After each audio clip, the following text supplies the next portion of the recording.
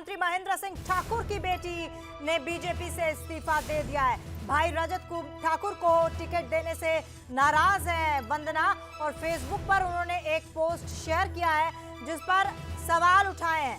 परिवारवाद में बेटियों की ही बलि क्यों, ये सवाल किया है वंदना ने और ये भी कहा है कि आखिरकार परिवारवाद में बेटियों की ही बलि क्यों चढ़ाई जाती है। महेंद्र सिंह ठाकुर के बेटे को टिकट मिला है और महेंद्र सिंह ठाकुर के बेटे को टिकट मिलने से उनकी बेटी नाराज हो गई है। फेसबुक पर एक पोस्ट शेयर किया और उस पोस्ट के जरिए सवाल उठाए हैं। हम आपको बता दें कि हिमाचल प्रदेश विधानसभा चुनाव को लेकर भाजपा की ओर से कई प्रत्याशियों की सूची जो है वो जारी की गई और अब कई टिकटों के आवंटन को लेकर बवाल भी मचना शुरू हो गया है। अरुण उनियाल हमारे साथ फोन लाइन पर जुड़ चुके हैं। अरुण, टिकट बटे और उसके बाद बवाल ना हो, ये कैसे हो सकता है? ये तो राजनीति अधूरी रह जाएगी। लेकिन दिक्कत ये है कि परिवार के अंदर की ही राजनीति खत्म नहीं होती। बिल्कुल तमन्ना, देखिए लगातार अब हम इस बात को कहते थे कि दोनों राजनीतिक बड़े दलों के कांग्रेस और भाजपा के भीतर डर ही इस बात का था कि बगावत होगी और उस बगावत को थामेंगे कैसे। लेकिन भाजपा के लिए एक बड़े चेहरे के रूप में बगावत का एक नया चेहरा सामने आया है और ये जयराम सरकार के कैबिनेट मंत्री नंबर 2 माने जाते थे महेंद्र सिंह। वो लगातार अपने बेटे पुत्र रजत ठाकुर को टिकट देने की वकालत करते रहे और उनको टिकट नहीं दिया जाएगा, परिवार के नाम पर टिकट नहीं दिया जाएगा, ये भाजपा की तरफ से इशारा मिलता रहा। लेकिन अब उनको टिकट रजत ठाकुर को मिल गया है। बगावत कर दी है बेटी ने, वंदना गुलेरिया। और एक बड़ी बात उन्होंने लिखी है, परिवारवाद में हर बार बेटियों को ही बलि क्यों दी है। यानी वो उन्होंने एक ऐसा सवाल भाजपा के सामने खड़ा कर दिया है कि 50% महिला आबादी को भाजपा निशाने पर रखकर अपनी चुनाव की जीत सुनिश्चित करना चाहती थी। वहीं भाजपा के एक महिला चेहरा जो पूर्व मंत्री तो मंत्री रहे हैं जयराम कैबिनेट के, उनके खिलाफ ही अपने पिता के खिलाफ एक बगावत के तौर पर उन्होंने कह दिया। दो बातें और निकल के आती हैं। एक तो ये कि परिवारवाद पर उनने सवाल उठाया है और कांग्रेस पर तो हमेशा हमला होता रहा है, कांग्रेस को तो हमेशा घेरती रही है बीजेपी परिवारवाद कह के। लेकिन दूसरा अहम सवाल ये है कि महिलाओं को लेकर जब उम्मीदवारों की लिस्ट जारी की गई तो ये हिमाचल में माना जाता है कि महिलाओं की काफी ज्यादा निर्णायक भूमिका रहती है और कई विधानसभा क्षेत्रों में तो 50% वोट ही महिलाओं का जाता है। ऐसे में इस तरह की नाराजगी जाहिर करना भारी पड़ सकती है क्योंकि 50 ऐसे और कार्यकर्ता हैं जिन्होंने उनके साथ इस्तीफा दिया है। देखिए तमन्ना, सबसे बड़ा सवाल यही था और लगातार सूर्य समाचार इस बात को लेकर बात कर रहा था कि दो बड़े प्लान जो है वो अपने चेहरे को आगे बढ़ाना चाहती है और उनमें सबसे ज्यादा अगर वो किसी की खिलाफत करती आई है तो वो परिवारवाद का मुद्दा है। लेकिन हिमाचल के चुनाव में हमने देखा कि महेंद्र सिंह ठाकुर के बेटे को टिकट दिया। बड़ी हैरानी की बात इस वजह से जताई जा रही थी क्योंकि इसका जमकर विरोध हुआ था। पार्टी के भीतर के लोगों ने इस बात का विरोध किया था कि परिवार महेंद्र सिंह ठाकुर के बेटे को टिकट ना दिया जाए क्योंकि ये एक चेहरा वैसा होगा जब चेतन बागचा का आप टिकट काट सकते हैं। चेतन बागचा को भी टिकट थमा दिया गया। एक मुद्दा परिवारवाद का, दूसरा उस महिला चेहरा का। देखिए नाराजगी जो वंदना ठाकुर ने जाहिर की है, ये पिछले 2-2.5 सालों से एक बड़ा संघर्ष करती रही हैं। तेज तर्रार मानी जाती हैं वंदना ठाकुर और वो लगातार ये बात कहती आई हैं कि पिता की विरासत को वो संभालेगी, ये क्यों जरूरी है कि बेटे को ही ये मौका मिलना चाहिए। और आज अगर उन्होंने अपना इस्तीफा महिला अध्यक्ष हिमाचल की को सौंपा है तो उसमें भी उन्होंने इस बात का जिक्र किया है। बड़ी सख्त लाइन लिखी है कि परिवारवाद में हर बार बेटियों को ही बलि क्यों दी जाती है। ये छोटा इशारा नहीं है। इस इशारे का गलत जो प्रभाव है वो भाजपा के ऊपर पड़ भी सकता है अगर कांग्रेस इसे एक बड़े मुद्दे के रूप में उठाने की कोशिश करेगी। लेकिन इस मुद्दे के साथ अब सवाल ये खड़े हो गए हैं, वो भाजपा जो परिवारवाद से दूर खड़े होकर अपनी राजनीति करना चाहती थी, आखिर हिमाचल में उसकी मजबूरी क्या बन गई। और इसकी एक सबसे बड़ी वजह महेंद्र ठाकुर जैसे नेता बने हैं जिन्होंने अपने बेटे को तो टिकट थमवा दिया लेकिन बेटी के बगावती सुरों को वो थाम नहीं पा रहे हैं। उनकी बेटी का असर क्या सिर्फ रजत ठाकुर की सीट पर पड़ेगा या इसका असर भाजपा की और अन्य सीटों पर भी पड़ेगा, ये देखने वाली बात होगी तमन्ना। लेकिन एक बड़ा जो बवाल है विरोध का वंदना ठाकुर के चेहरे के रूप में भाजपा के सामने आ खड़ा हुआ है। लेकिन अरुण, हैरानी वाली बात और बड़ी ही दिलचस्प बात जो है, जो काफी ज्यादा असमंजस में डाल देती है, महेंद्र सिंह ठाकुर, अगर मैं गलत हूं तो मुझे दुरुस्त कीजिएगा, महेंद्र सिंह ठाकुर के जो दामाद हैं वो जोगिंदरनगर से कांग्रेस की उम्मीदवारी दर्ज करा रहे हैं और यहाँ पर बेटी नाराज हैं कि उन्हें टिकट नहीं मिला और भाई को टिकट मिल गया, तो ये कैसे संभालेंगे? आगे कुआं पीछे खाई जैसी स्थिति है महेंद्र सिंह ठाकुर के लिए। देखिए तमन्ना, सबसे बड़ी दिक्कत थी, दो बेटियां हैं महेंद्र सिंह ठाकुर की, और दोनों बेटियां जो हैं, एक तरफ वंदना ठाकुर अपने लिए जता रही थी और दूसरी तरफ दूसरी बेटी कह रही थी कि उनके दामाद को जोगिंदरनगर से जो है वो टिकट मिलना चाहिए और उनका भी हक है। इधर बेटे रजत ठाकुर मांग रहे थे कि धर्मपुर में उनकी विरासत को वो आगे बढ़ाएंगे। पिता चाहते थे पुत्र उनकी सियासत पारी को आगे बढ़ाए, रजत ठाकुर को थमा दिया गया, लेकिन बेटियां नाराज हो गई। जोगिंदरनगर में किसको दिया जाएगा वो बात अब सवाल रहा नहीं। राणा वहां से चुनाव लड़ते हैं तो ये सवाल अब बनता नहीं कि उनके दामाद को टिकट मिलेगा, लेकिन दोनों बेटियां नाराज हो गई। महेंद्र सिंह ठाकुर के लिए सबसे बड़ी दिक्कत परिवार के अंदर परिवारवाद की इस राजनीति का जरूर खड़ा हुआ है। वो अपने बेटे की चुनावी जीत को सुनिश्चित कर लेंगे, लेकिन परिवार में जो बेटियों के साथ उनका खफा होने की राजनीति इसके साथ आगे बढ़ेगी। परिवारों के भीतर का जो आपस का वो विवाद इस चेहरे के साथ बढ़ेगा, जहां वंदना ठाकुर लिखती हैं कि हर बार बेटियों को ही बलि क्यों देनी को पारिवारिक तौर पर भी, और लगता है कि उनकी अपनी परिस्थितियां होंगी। बिल्कुल, ये भाजपा के लिए मुश्किल पैदा करेगा या नहीं, तमन्ना ये देखने वाली बात है। लेकिन अरुण, अब ऐसे में ना ये जो जितनी भी चीजें हो रही हैं, क्योंकि टिकट आवंटन हुआ और हम सुबह भी कह रहे थे कि अभी कई सारी चीजें निकल कर आएंगी, कई सारे नाराजगियां कईयों को झेलनी पड़ेगी और उसका खामियाजा और उसका जो प्रॉफिट है वो दूसरी पार्टियों को भी मिल सकता है। लेकिन अभी मुझे याद आ रही है प्रतिभा ठाकुर से जब ये पूछा गया था पुत्र मोह को लेकर, तो आज अगर पुत्र मोह को लेकर महेंद्र सिंह ठाकुर से पूछा जाए तो क्या जवाब होगा? क्योंकि यहाँ तो पुत्र मोह का सबूत जो है खुद उनकी बेटी ने ही दे दिया।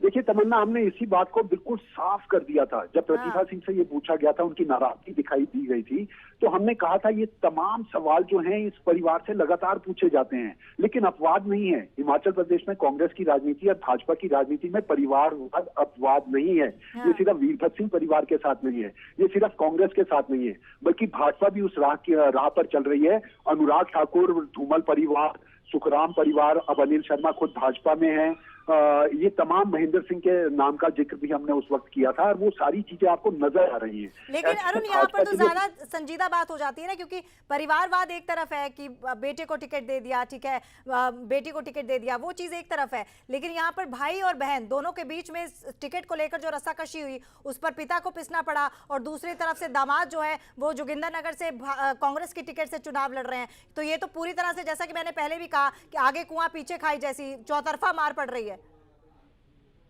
बिल्कुल, देखिए मैं एक बात और साफ कर दूं, इस तमाम पहलुओं के बीच में मैं एक बात और साफ कर दूं, महेंद्र सिंह एक ऐसे नेता रहे हैं, उन्होंने लगातार निर्दलीय कांग्रेस, भाजपा, इविंका से अपना चुनाव जीता है और वो अपने बेटे को चुनाव जिता देंगे, लेकिन भाजपा के लिए परेशानी खड़ी कर देंगे। उनकी बेटी ने जिस तरह के बयान देने शुरू किए हैं वो भाजपा की मुश्किलें बढ़ा देंगे। महिलाओं के खिलाफ इस तरह का बयान, महिलाओं को तवज्जो नहीं दिए जाने का इस तरह का बयान, ये भाजपा के लिए घातक हो सकता है। भले ही महेंद्र सिंह के बेटे रजत सिंह ठाकुर की जीत के लिए ये मुश्किलें पैदा करे ना करे, पारिवारिक जो बगावत है वो भले ही रजत ठाकुर के पांव ना रोके, लेकिन भाजपा के लिए कई नए सवाल जो है उनके इस इस्तीफे ने खड़े कर दिए। बिल्कुल अरुण, क्योंकि पारिवारिक कलह कहीं भी देख लीजिए, चाहे वो यूपी में मुलायम सिंह यादव के परिवार की बात हो या फिर आप कहीं भी देख लीजिए, जहां पर पारिवारिक कलह हुई है वहां पर सत्ता पर काबिज नहीं हो पाई है पार्टी। अब बीजेपी का क्या हश्र होगा वो तो देखने वाली बात होगी, लेकिन फिलहाल आपसे अगर मैं चंद शब्दों में ये पूछूं तो क्या खामियाजा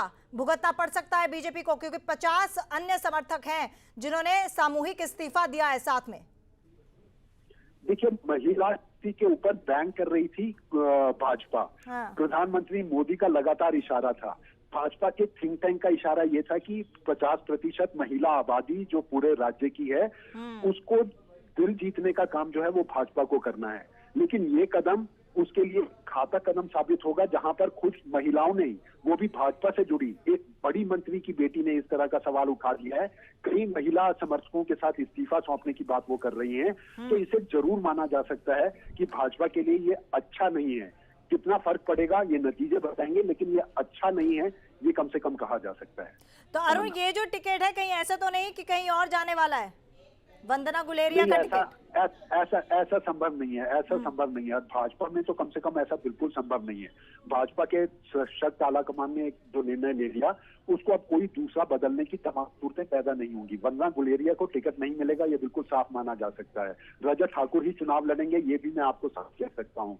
लेकिन इतना जरूर है, नहीं अरुण, मेरा सवाल नहीं समझा। मेरा मतलब ये था कि कहीं ऐसा तो नहीं है कि वंदना गुलेरिया यू टर्न लेती हुई किसी और पार्टी के पास चली जाए। मेरा कहने का ये मतलब था, क्योंकि आम आदमी पार्टी के पास भी कोई उन्होंने पत्ते नहीं खोले हैं और अभी कांग्रेस के भी पत्ते बाकी हैं, और ऐसे में क्योंकि ये पूरा परिवार ही कांग्रेस से भी जुड़ा है और बीजेपी से भी जुड़ा है, तो कहीं ऐसा तो नहीं है कि वंदना गुलेरिया कहीं और यू टर्न ले लें? तमन्ना, ये सवाल बड़ा दिलचस्प है और ये जरूर देखना होगा कि वंदना गुलेरिया क्या दूसरे पार्टी का दामन था कांग्रेस में जाकर भाजपा को एक बड़ा मैसेज देने की कोशिश करती हैं। क्या उनकी जो दूसरी बहन है अपने दामाद को वहां पर इस तरह का चेहरा बनाए? देखिए, अभी भी जोगिंदर नगर की सीट कांग्रेस में क्लियर है।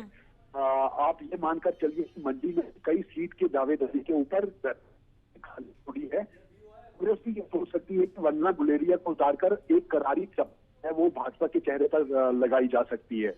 अभी कांग्रेस की टिकटें 22 के करीब जो है वो बटनी बाकी है और उसमें मंडी से 4 अभी कांग्रेस को अपना ऐलान करना है, तो ये फर्क पड़ सकता है। वंदना गुलेरिया क्या करेंगी, वो इशारा क्या देंगी, ये भी वक्त के साथ क्लियर हो जाएगा।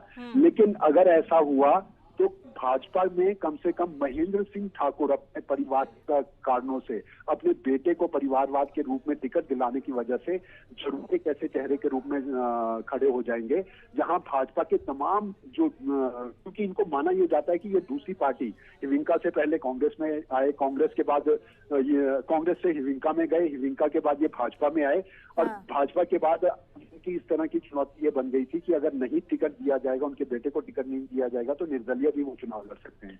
तो इस तमाम परिस्थितियों के बीच महेंद्र सिंह के परिवार ने भाजपा की मुश्किलें जरूर बढ़ा दी होंगी। तमन्ना, अरुण, आपसे ये जानना चाहूंगे अब इन सब के बीच टिकट बंटवारे को लेकर, क्योंकि अभी कुछ सीटों पर ऐलान बाकी है, आम आदमी पार्टी के भी अभी टिकट आवंटन होने बाकी हैं और कांग्रेस का भी अभी कई ऐसी सीटें हैं जिन पर उम्मीदवारों का ऐलान नहीं किया गया है। अभी कुछ और भी ऐसी खबरें आ सकती हैं क्या, नाराजगी से भरी हुई? बहुत आ सकती है। देखिए, आज ही सुबह जब हमारे संवाददाता नागढ़ से बात कर रहे थे तो कृष्ण लाल ठाकुर की बात उन्होंने की थी। कांग्रेस से भाजपा में आए टिकट जो है वो वहां से राणा को दे दिया गया, लेकिन कृष्ण लाल जो भाजपा की टिकट पर लड़ते थे, नाराज थे, अपने समर्थकों के साथ इस बात की चर्चा कर रहे थे कि आगे का कदम क्या होगा, क्या वो निर्दलीय चुनाव उतरेंगे। तो बगावत की खबरें तो शुरू से ही आने लगी थी जैसे ही टिकटों का ऐलान भाजपा ने भी किया। कांग्रेस के भीतर की भी वही स्थिति थी। मंगलेट को हम पहले देख चुके हैं कि उन्होंने पहले ऐलान कर दिया वो इंडिपेंडेंट चुनाव लड़ना ज्यादा पसंद करेंगे या आम आदमी पार्टी की तरफ रहेंगे। भाजपा तो उनको टिकट देने से रही, ये बात तो बिल्कुल साफ है। लेकिन ये निर्णय जिनको टिकट नहीं मिला, प्रबल दावेदार जो हैं, वो अपनी राजनीति को आगे कैसे बढ़ाते हैं, वो किसका दामन थामते हैं। हम सुबह भी जब ये लिस्ट जारी हुई थी तब भी तमन्ना एक बात को कहा था, अब इंतजार 25 तारीख तक का है, 25 यानी नामांकन की अंतिम तारीख तक, और अंतिम तारीख तक ये तो खेल होने वाला है। ये जो नेता एक पार्टी को छोड़कर बगावत के रूप में दूसरे दलों में जाना चाहते हैं, वो स्थिति बिल्कुल क्लियर हो जाएगी और उसके बाद हिमाचल का चुनाव बिल्कुल साफ हो जाएगा कि कांग्रेस, भाजपा और तीसरे दल की क्या ताकत रहने वाली है। कौन सा राजनीतिक दल अपने ही चक्रव्यूह में फंसकर अपने लिए मुश्किलें पैदा कर चुका है। ये तमाम चीजें आपको बिल्कुल साफ होती नजर आ जाएंगी। 25 तारीख तक का इंतजार करिए जब नामांकन की अंतिम तिथि है। अरुण, मेरा अंतिम सवाल आपसे ये है, थोड़ा सा विस्तार से समझाइएगा।